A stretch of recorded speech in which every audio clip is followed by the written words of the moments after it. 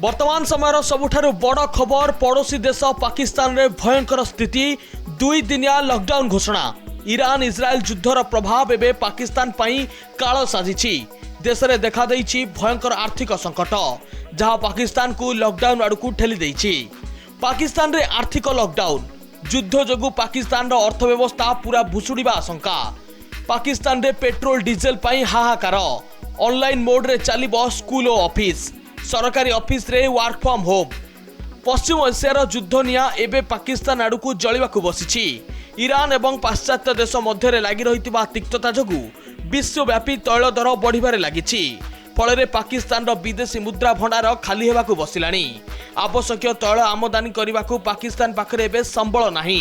हरमुज प्रणाली रे व्यापार बाधाप्राप्त हेबा परे पाकिस्तान सरकार एबे देश रे कठोर कटकणा लगाइबाकू बाध्य होइछन्ति। इंधन बंचाई स्कूल गुड़ी को ऑनलाइन करने सह ऑफिस काम काटछांट करा जाउछि। खोद प्रधानमंत्री शहबाज शरीफ देशवासी को धैर्य धरने एवं विद्युत संचय करने को निवेदन करिसेंति। जदि युद्ध स्थिति न थमे तेबे पाकिस्तान रे दुर्भिक्ष आसिबा एक प्रकार निश्चित बोली अर्थनीतिज्ञ माने चेतावनी दैछन्ति।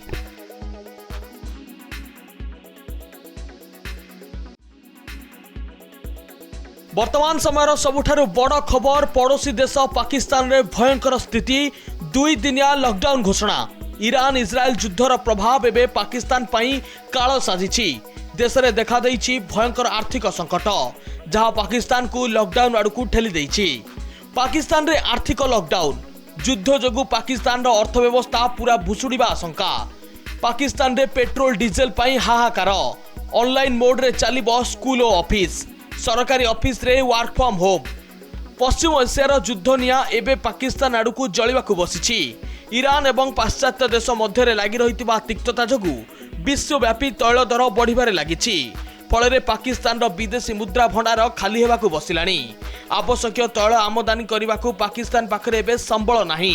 हरमुज प्रणाली रे व्यापार बाधाप्राप्त हेबा परे पाकिस्तान सरकार एबे देश रे कठोर कटकणा लगाइबाकू बाध्य होइछन्ति।